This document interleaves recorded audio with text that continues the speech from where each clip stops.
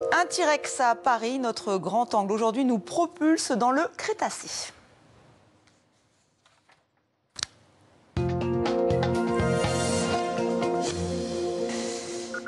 Vous connaissiez la Fashion Week, voici la Fossil Week. Les paléontologues du monde entier se retrouvent à partir du 9 juillet dans la capitale française pour partager leurs dernières découvertes. Florent Goussard sera au rendez-vous. Bonsoir Florent. Bonsoir. Vous êtes paléontologue. Alors est-ce que le grand public pourra participer à cet événement ou c'est juste entre vous ? Alors, c'est entre nous. C'est vraiment un congrès de spécialistes. C'est pas l'ensemble, mais une bonne partie des paléontologues du monde entier qui vont se réunir à Paris aujourd'hui pour en fait échanger leurs idées, leurs théories sur leur domaine de spécialité et pour finalement faire avancer la science. Mais parallèlement à ça, à ce congrès, on a tout un tas d'activités qui se déroulent, notamment au Muséum national d'histoire naturelle, sur le site du Jardin des Plantes, là, à destination du grand public, dont la fameuse expo sur Trix. Exactement, on va y revenir. Et vous m'avez dit qu'aussi à la gare d'Austerlitz, si vous passez par là, effectivement, là aussi, il y a une grande exposition dédiée à la paléontologie. Exactement. Mais là, nous allons aller au musée, donc au musée de... je vais y arriver, au Jardin des Plantes. La vedette américaine de cette Fossil Week, on l'a dit, s'appelle Trix. C'est un T-Rex très bien conservé, quasiment complet, qui a pris place dans la nef de la galerie du Jardin des Plantes. Donc une femelle tyrannosaure de 67 millions d'années. Lucie Monnier-Reyes et Guillaume Gouet sont allés à sa rencontre. Un Américain débarque à Paris. Un Américain, ou plutôt une Américaine, venue directement du Montana aux États-Unis. Trix, c'est son nom. Âgée environ de 30 ans, elle mesure 4 mètres de haut et 12,50 mètres de long. Une femelle tyrannosaure ainsi baptisée en référence à la reine des Pays-Bas, Béatrix. Découverte par une équipe de paléontologues néerlandais, elle est pour la première fois présentée au public français. Il y en a peut-être 3 au monde. La qualité du crâne qui est derrière moi, là, c'est sans doute le plus beau crâne au monde parce qu'il n'est absolument pas déformé. Généralement, quand un T-Rex meurt, il va mourir sur le côté, il va mourir sur le flanc. Et au moment de la fossilisation, le crâne va être compressé par les roches qui vont le compresser. Et il va être légèrement déformé latéralement. Elle est sans doute morte avec le crâne posé horizontalement, ce qui fait qu'elle n'a pas du tout été déformée au moment de la fossilisation. Et on a un crâne intact qui est absolument fantastique, fabuleux. Pas moins de 11 caisses ont été utiles à son transport jusqu'à Paris. 2 jours de montage effectués par 3 personnes pour que Trix soit présenté dans ce très bel écrin.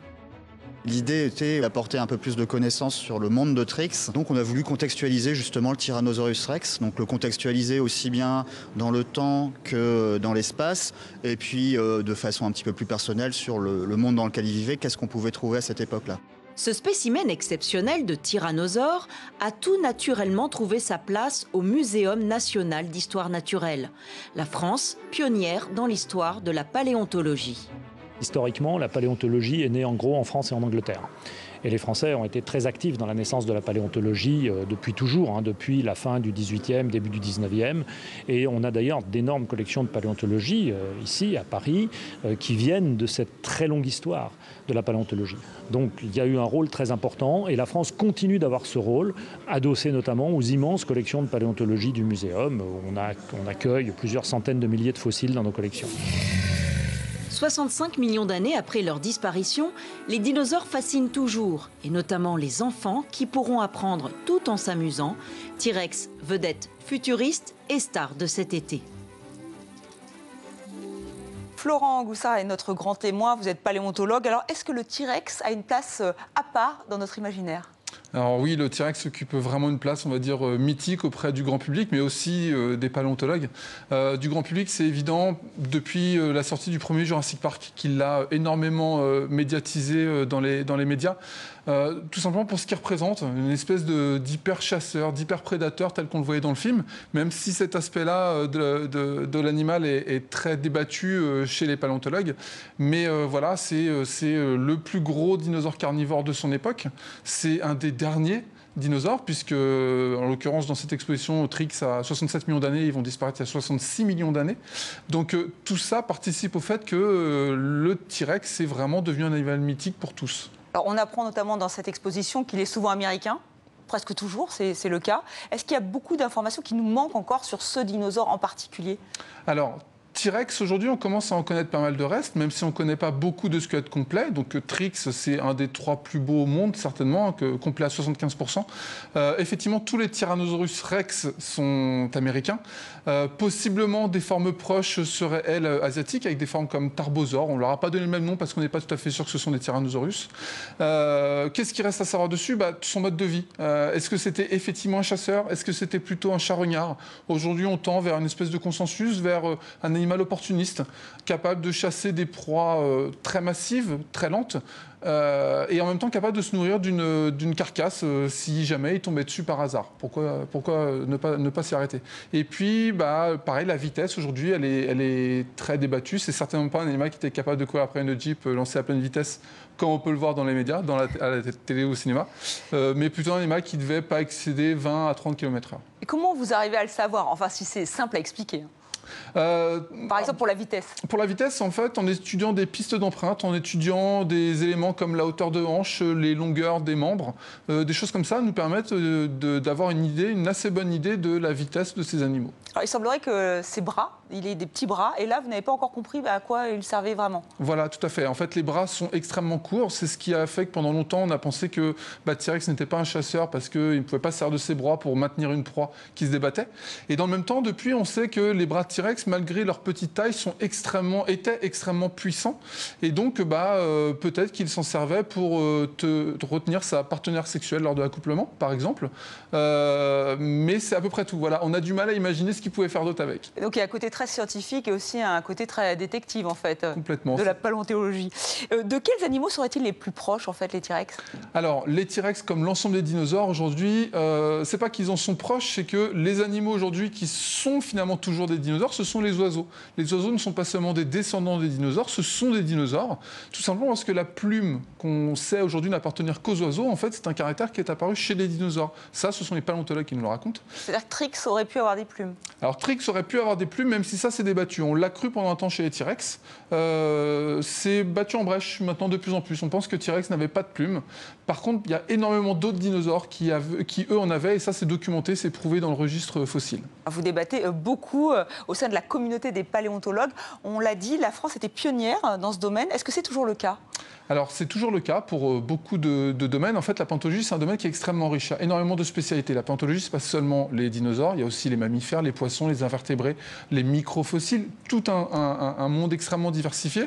Et dans beaucoup de ces domaines, la France est effectivement en pointe.